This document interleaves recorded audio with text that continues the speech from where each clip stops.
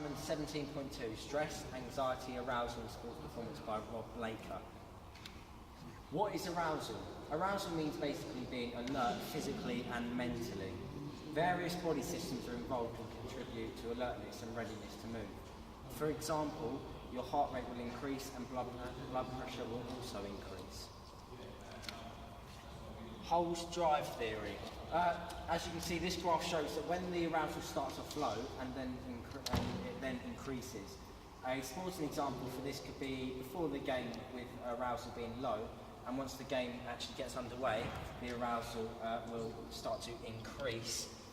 Moving on to inverted U theory, and as you can see with the graph again, this table shows that the maximum performance is around moderate, and if you are over-aroused or under-aroused, you're at a poor performance level during the game. On to Yerkes Dodson law.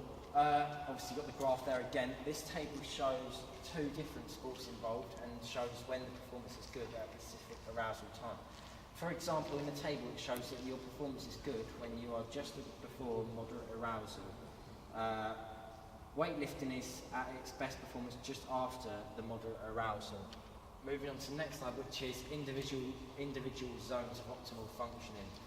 This table shows that each person has their own individual optimal level of arousal. Everyone's maximum performance is around moderate when they are emotionally aroused. And the final theory here is catastrophic theory. This theory suggests that you will perform at a higher level if you have a certain degree of cognitive anxiety. When cognitive anxiety and hyper-elevated levels of arousal, your performance levels drop dramatically, which is actually shown in the graph. So if we've got here where it's actually getting higher, but then it drops dramatically down there. Okay, effects of arousal on sport and performance. We've got arousal can only have a positive effect on your performance in a sport, however it depends on the perception of the athlete. Arousal enhances blood flow and oxygen in the brain. Arousal stimulates adrenaline. And finally, arousal that is high or low damages an athlete's performance. What is anxiety? Anxiety is known as a negative, especially when it comes to sport. It is an emotional state that is characterised or associated with feelings of nervousness, apprehension or worry. Trait anxiety, so this is like another theory about anxiety. Trait anxiety is an aspect of personality. This means depending on what your personality is like, you can develop different levels of anxiety. For example, in a game of football, if you have a personality which is very quiet, you may get very anxious about the game. So what I mean by this is, before the game, if you're very, very quiet and sort of don't speak to anyone, sort of keep your thoughts to yourself, you may start to overthink.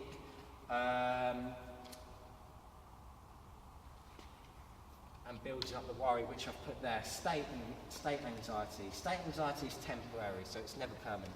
It's ever-changing mood state that is an emotional response to a situation considered to be threatening.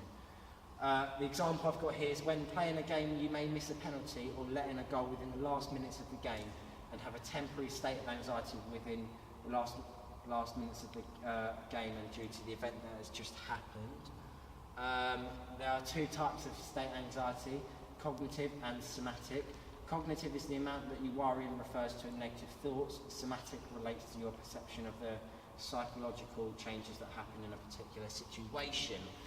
Stress. What is stress? I'll tell you, stress is a negative physical state and when you're under pressure and cannot meet a certain task or demand. This is when the stress kicks in and you start to really, really feel it. The sporting example I've got here is of stress would be when you're a manager of a football team and you are needing a key player for a game. However, they have been injured and you have no replacement and have to change the whole shape of the squad. So what I mean by this is, if you're going into a match day and one of your key players, maybe it might be a winger or a striker, just gets injured in the warm-up before the game, and it was sort of a game where you particularly need that striker or a winger, then you may feel this type of stress. Eustress. Eustress is a good type of stress. It gives off the feeling of satisfaction once you've completed a task. It also helps an athlete to perform at their best.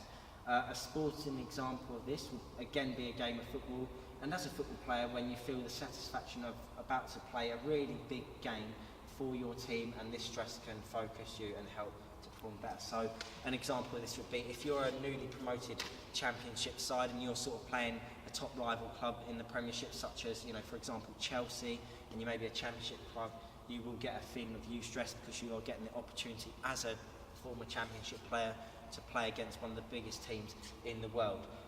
De-stress. De-stress is a bad form of stress, and it's made up of anxiety, nervousness, fear and worry. When you are suffering from de-stress, they feel they are incapable to meet the demands that may be required. So in a game, they might feel that they just cannot do that, what they're being asked. And that is it for now. Thank you for listening and have a good day. This is an example of someone being over-aroused when taking a penalty.